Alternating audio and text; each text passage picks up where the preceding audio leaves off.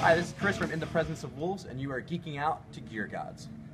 Yo, Vin, is this the one with Rebecca Dirks? Nah, man. Dude, what the fuck? So hey, this is Chris, and we're gonna check out my rig. So we'll start things off with the guitars.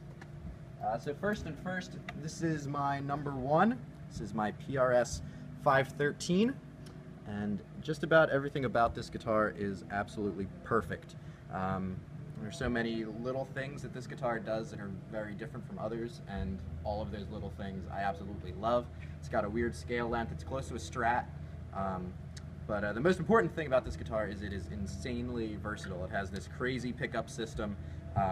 I say check it out online because it will take a while to explain, but it's absolutely tremendous, and it's been all over both of our albums.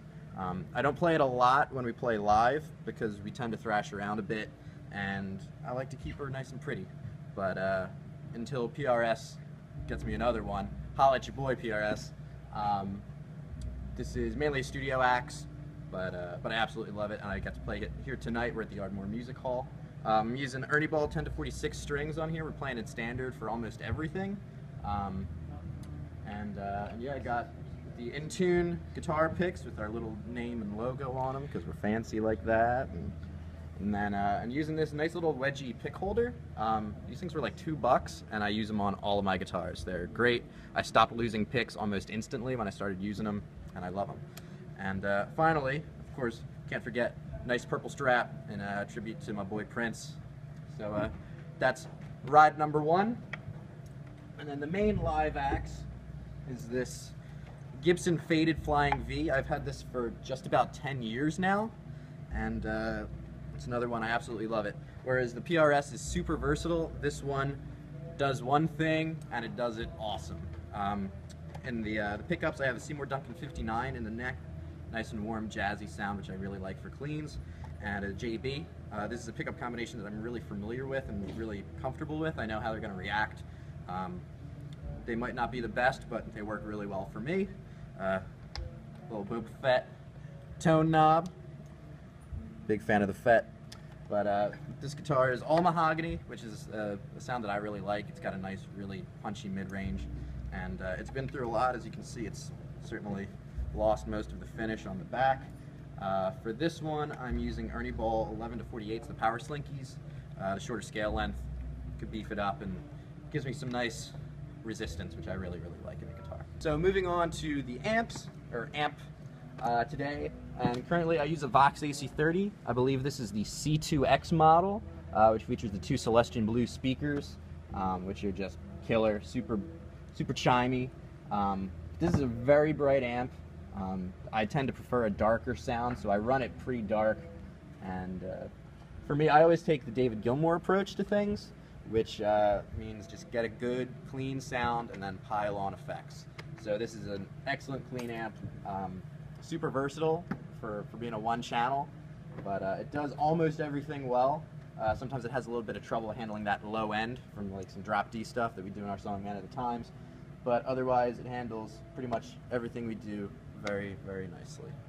So now we come to the heart of the rig, which is my pedal board, which is kind of in disarray, but I guess we'll just go follow the signal path. So we start things out, good old Korg pitch black tuner. If it ain't broke, don't fix it. Following that, I have the Diamond Comp Junior. This is a pretty new acquisition for me. I always need a lot of some compression for some clean stuff. I do a lot of arpeggiated string skipping stuff, and this does the job wonderfully. It's super transparent, but it just does the job very nicely. So coming out of this, we head to this one's mine, True Bypass Looper, which in this loop we have the Boss PH2 Super Phaser. This is the most obnoxious pedal I own. Mike Einzig from Incubus uses 2 of them, and I'm a super Incubus fanboy, so I had to have one in my rig. I use it every now and then when I want to get really obnoxious and noisy, but that's not too often. So following that, we head into the Electro Harmonix Pitchfork, which is just an awesome pitch shifter. I use a POG for a little bit, and this one is so much more versatile. It can do all the tricks. So right now I'm using it in a nice little perfect fifth up, and sometimes I'll do some octave stuff with it, but it does it all. I love it. So we come out of the Pitchfork, and go into the Keeley modded Proco Rat 2. I've had this pedal for, I don't know, I've had it for a really, really long time. And it's just my go-to distortion overdrive sound, very hot-rodded Marshall. And I'm using the, it's a more open clipping, so it feels a little bit more like an actual amp compared to just a pedal. So then we go to the Mojo Hand Colossus Fuzz. I'm a big Muff fan, and this one is awesome. It's a Russian style, which is the style that I prefer, and most importantly, it's got a mids knob, which is huge for me. I use a lot of mids in my sound, and anyone that uses a big Muff knows that they scoop out all of those mids. So this brings them back and sounds awesome. Then we head to the Keeley modded Ibanez Tube Screamer Deluxe, Super Swiss Army Knife overdrive. I use this for some solos when I want that more compressed, smooth sound, and a few rhythm parts here and there. But like I said, most of the meat and potatoes is the Rat there. And then we head to the JHS modded Electro Harmonic Soul Food. I believe this is the Meat and 3 mod, and I use this for just about all of my solos. It sounds awesome. It has the perfect frequency push for solos. It pushes those mids nicely. I can dial some of the treble out, dial some of the bass out, and it's the Klon style, so you know it's good. From there, we go to the Electro Harmonics Deluxe Electric Mistress. Big Andy Summers and Pink Floyd fan, so I use this for both a regular kind of flange, chorusy kind of sound, or I'll ramp the speed up to get that rotary speaker vibe, which is awesome. It does it really, really well. The smallest tone isn't plugged in. I use that on one song, a song of ours called Hypoxia, but it's my favorite phaser, so I keep it on there for those moments. And then last but certainly not least, we have the Boss DD500 delay. This thing is an absolute monster. It seems like their take on another very popular advanced delay unit, but it's insanely versatile, and having so many different presets is really integral to what we do. And there's some things that this pedal does that I haven't seen in literally any other pedal, and I use those in some of our stuff. So it's awesome. It stays, and it's built like a tank too. So that's the whole pedal board, and that's my rig. Hey, this is Mason Ingling from In the Presence of Wolves, and you're geeking out with Gear Gods. I play a DW Design Series. It's an acrylic drum set. In the studio for our latest record, I used it for the most part in an acrylic drum kit.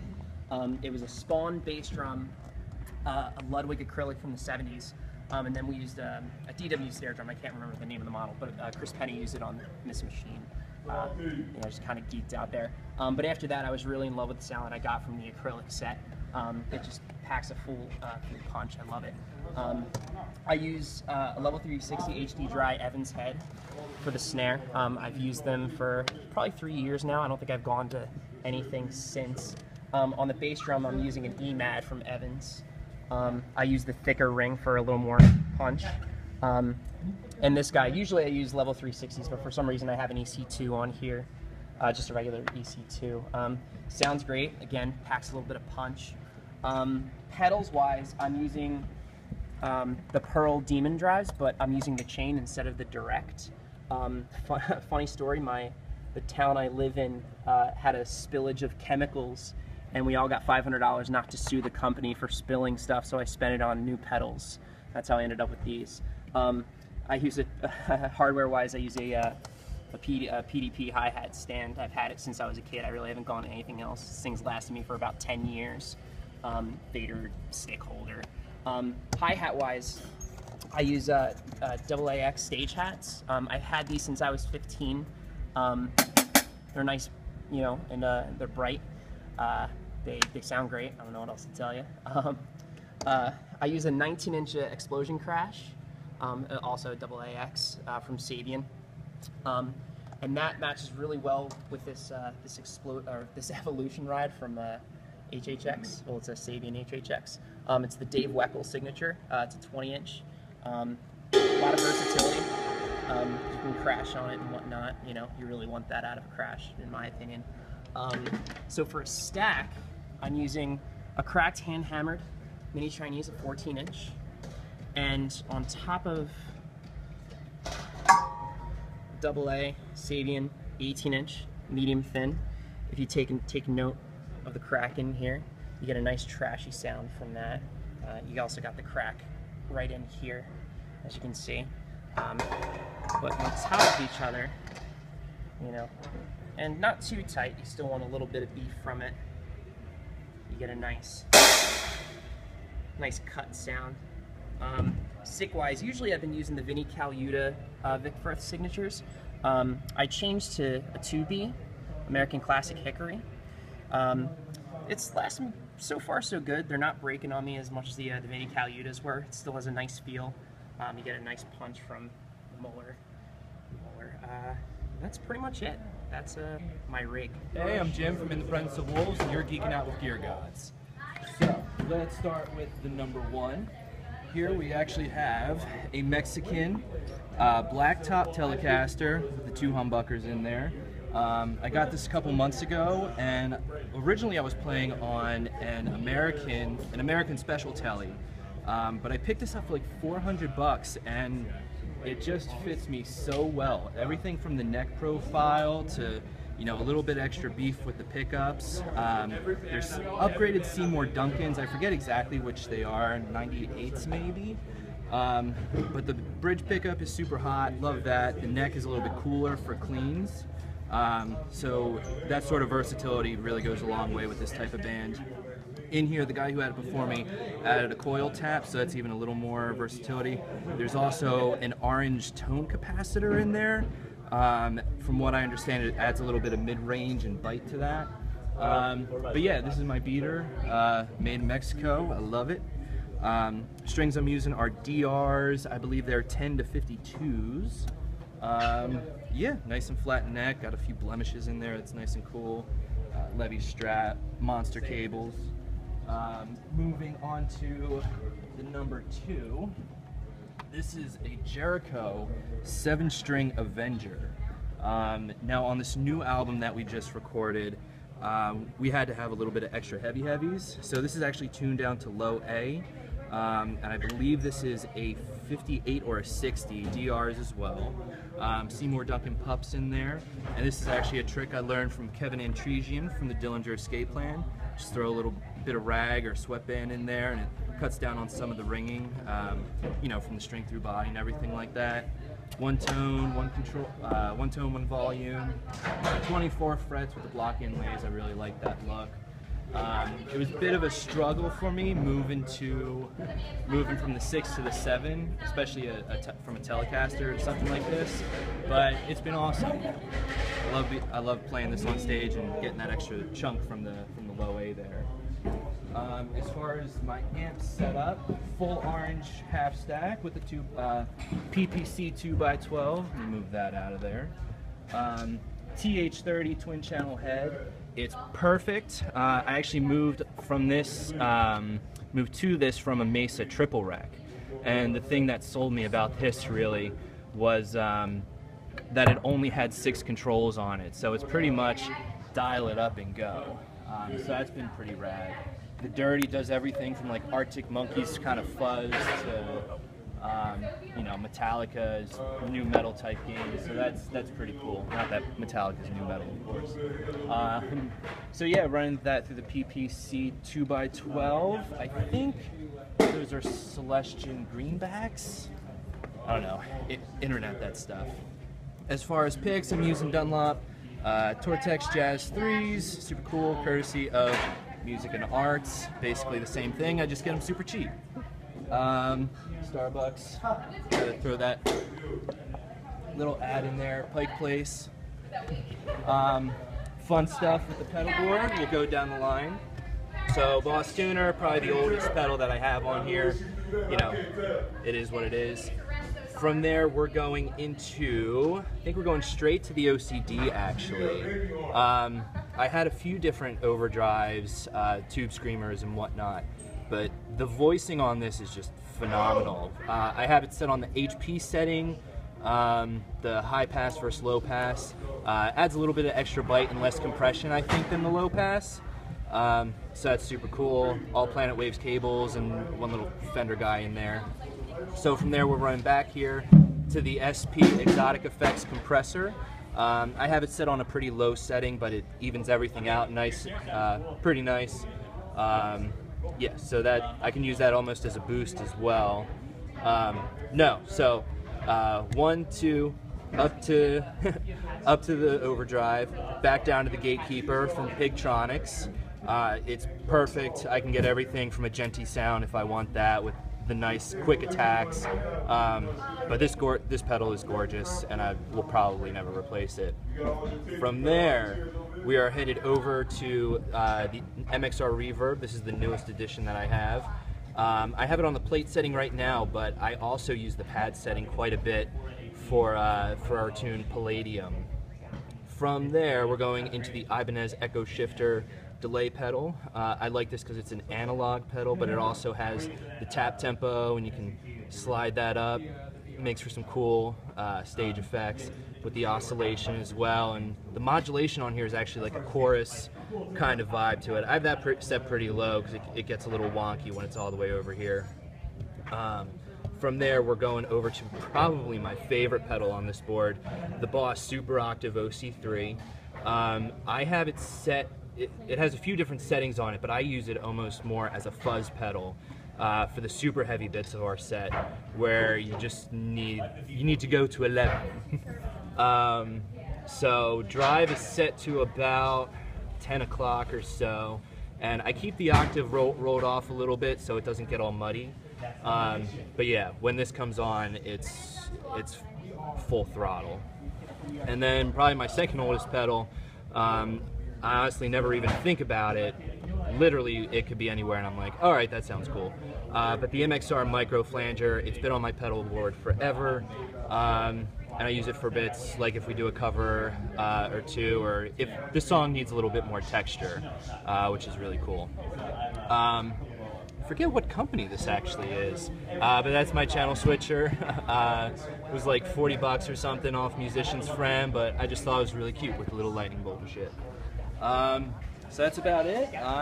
That's my rig. Hi, this is Vinny from In the Presence of Wolves, and you're geeking out to Gear Guns. Hi, this is Vinny from In the Presence of Wolves, and you're geeking out to Gear Guns. All right, so let's have some fun.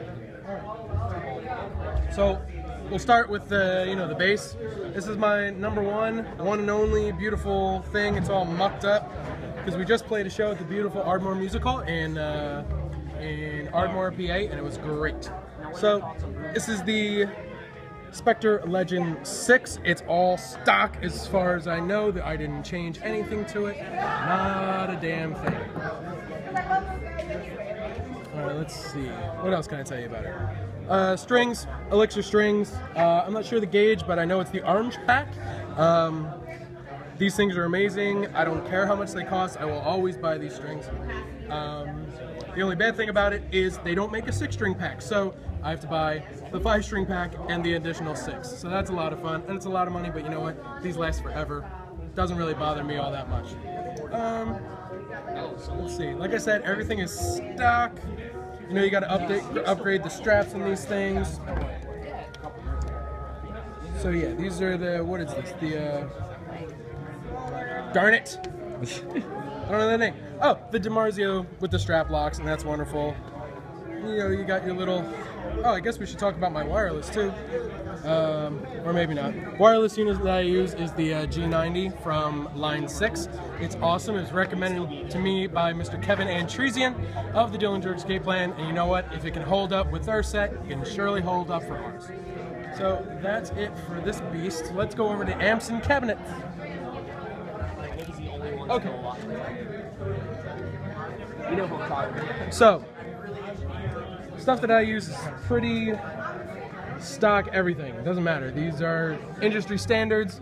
Actually, I just bought this, which is wonderful. This is the Ampeg SVT VR, the reissue, 300-watt reissue. This thing is massive and it's wonderful.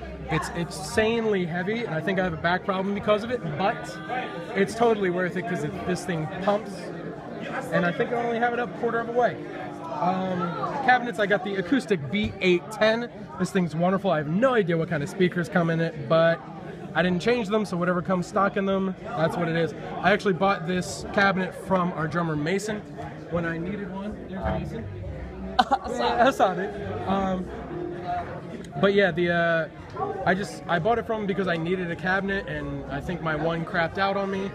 And the first time I used it, we were playing with Dan Briggs from Between the Buried and Me, his offshoot project called Trioscapes, and I had the honor of putting this thing right next to his Ampeg rig, and this thing blew bass from every angle. Luckily, it has a little tweeter switch, which worked wonders.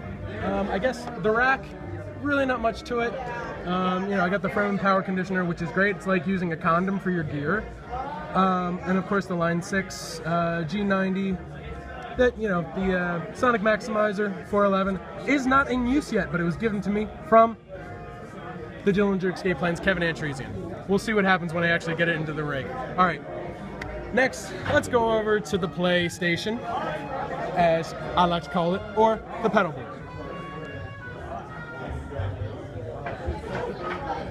Okay, so unlike most bands, we're not full MIDI rigged. We're still all, you know, we love to do our little tap dancing. But basically, the heart of the rig is this beautiful bastard right here, the Tech 21, Sans Amp, bass driver, DI. Maybe now I should have upgraded to the one with the effects loop, but this thing is awesome.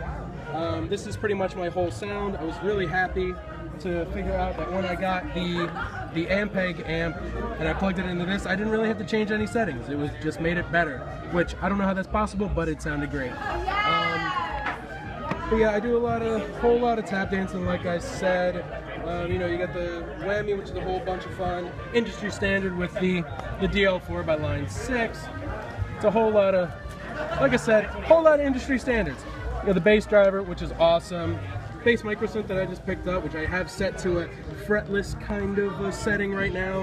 And then this beautiful bastard here, the Black Finger compressor by Electro Harmonics, which is awesome. I pretty much only use it for a boost right now, with a little bit of dirt, because I do some tapping in our set, especially with our new stuff that hasn't been released yet. Let's see, what else? Let's see, Monster Cables, a whole lot of fun. Pedal train board, ghetto power supply, I don't know. That's pretty much it. So, thanks.